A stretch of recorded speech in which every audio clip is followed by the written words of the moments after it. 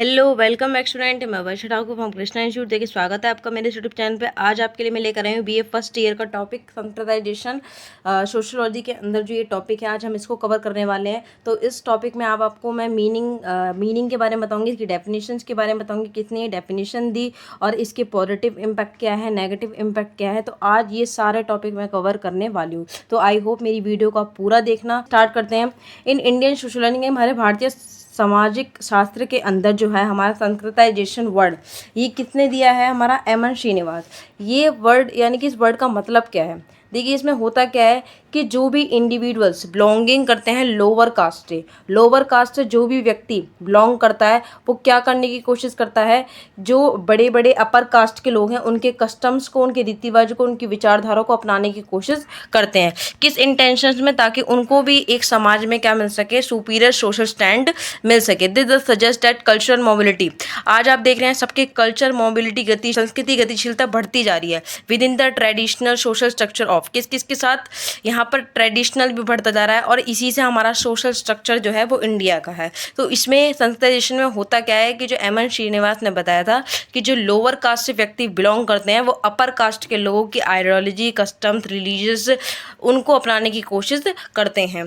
अच्छा, इसके डेफिनेशंस की बात करते हैं तो डेफिनेशन क्या बोलती है इसकी। एम एन श्रीनिवास एक बहुत बड़े सोशियोलॉजिस्ट रहे हैं। उन्होंने संस्कृताइजेशन को डिफाइन किया था। क्या बताया था, कब किया था, 1971 में एक पब्लिकेशन था, उसका टाइटल था social change in modern India. देखिए चेंज इन मॉडर्न इंडिया ये क्या रेफर करता है, क्या बताता है कि ये क्या करें, जो भी लोअर कास्ट के पीपल हैं उनके हायर कास्ट के पीपल्स के कस्टम्स को, उनके रिचुअल्स को, उनकी आइडियोलॉजीज़ को and way of life for lower caste tribe on the other group on the direction of a high caste, this occurs frequently when individuals are born to wise. देखिए इसमें क्या वो रखा है कि जितने भी लो कास्ट के लोग रहते हैं या लो ट्राइब्स के लोग रहते हैं वो लोग हाई कास्ट के कस्टम्स को अपनाते हैं, उनके रीति रिवाजों को अपनाते हैं, उनके जो पूजा पाठ के कर्म धर्म होते हैं उनको अपनाते हैं, उनकी विचारधारा को अपनाते हैं, अपनी लाइफ में उन किस तरीके से जीना है उस तरीके को बदलते हैं। जैसे हायर कास्ट के लोग जिस तरीके से जीते हैं अपने कस्टम, रिचुअल्स, आइडियोलॉजी से, उसी हिसाब से जो लो कास्ट के लोग होते हैं, जो ट्राइब्स लोग होते हैं, वो उनकी विचारधारा, उनके रिचुअल्स और उनके कस्टम को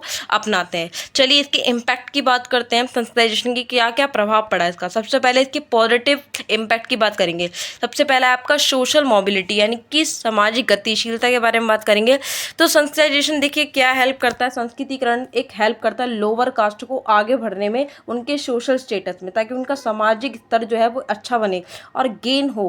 क्या गेन हो, access to privilege traditionally associated with higher caste के साथ उनका पारंपरिक रूप से क्या जुड़ा रहे, एक सम्मान सा, एक अधिकार था जो है वो जुड़ा रहे।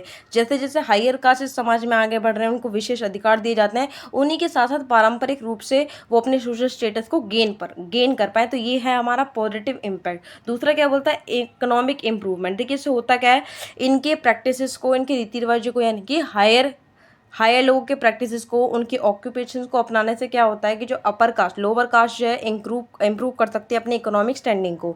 जिस तरीके से हायर कास्ट जो रीति रिवाजों को अपनाते हैं, जिन पेशों को अपनाते हैं, ऑक्यूपेशन को अपनाते हैं, अगर उनको ही अपनाएगी लोअर कास्ट तो वो क्या कर सकते हैं, इम्प्रूव कर सकते हैं अपने समाज में, सोशल में क्या कर सकते हैं, इकोनॉमिक स्टैंडिंग को आगे बढ़ा सकते हैं। तीसरा पॉजिटिव इम्पैक्ट क्या है, कल्चरल एसिमिलेशन का मतलब होता है सांस्कृतिक आत्मसात, यानी कि sanskritization can lead to a gradual integration of lower caste culture into a dominant Hindu culture, fostering a sense of unity. देखिए इससे होता क्या है कि जो संस्कृताइजेशन है वो क्रमिक और एकीकरण होता जाता है लोअर कास्ट का और हायर कास्ट का एकीकरण होगा, उनके कल्चर में जो है वो एकीकरण होगा, कल्चरल एक होगा, जिससे क्या होगा, जो हमारे डोमिनेंट में रहते हैं हिंदू कल्चर उसको क्या मिलेगा, बढ़ावा मिलेगा और लोगों के अंदर क्या आएगी, यूनिटी आएगी। जब लोग एक जैसा सोचेंगे, एक जैसे कल्चर को प्रमोट करेंगे तो फाइनली यही बात है कि हिंदू कल्चर को क्या मिलेगा, डोमिनेंट बढ़ेगा और लोगों के अंदर क्या आएगी, यूनिटी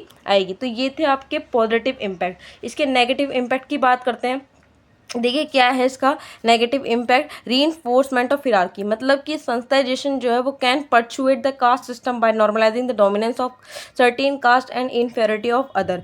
मतलब कि इससे होता क्या है कि जो आपका कास्ट सिस्टम है वो बड़े स्तर पर बढ़ता है, जिससे हायर कास्ट क्या रहता है, डोमिनेंट में रहता है हमेशा कि हमारी कास्ट अच्छी है और जो लोअर कास्ट के लोग हैं उन्हें हमारे नीचे दबना चाहिए और बाकी अदर्स को हीनता की भावना से देखा जाता है, और जो कि होना नहीं चाहिए, क्योंकि हमारा स्टेट सेकुलर स्टेट और सेकुलर स्टेट के हिसाब से हाँ भारत का अपना पर्सनल कोई धर्म नहीं है, सब एक समान है। लेकिन इसकी वजह से होता क्या है कि जो हायर कास्ट के लोग हैं वो डोमिनेंस की बात करते हैं कि हम लोग डोमिनेंस में रहेंगे और लोअर कास्ट को हमारी बात माननी पड़ेगी, और वो उन्हें हीनता की नज़र से देखते हैं। तो ये एक नेगेटिव इम्पैक्ट है।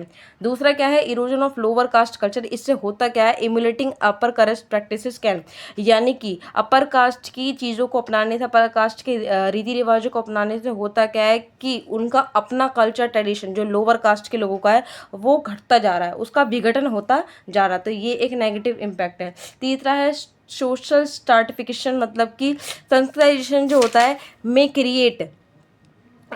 create a false sense of equality while maintaining the existing power dynamic within the caste system। इसके अंदर होता क्या है कि इससे ना एक फॉल्स सेंस की भावना उत्पन्न होती है कि यहाँ पर मेंटेन करना है हमें इक्वलिटी को, लेकिन अगर लोग अपनी पावर को ज़्यादा क्या करेंगे, बढ़ावा देंगे, तो जिससे क्या होगा, समानता की झूठी भावना लोगों के अंदर पैदा हो जाएगी।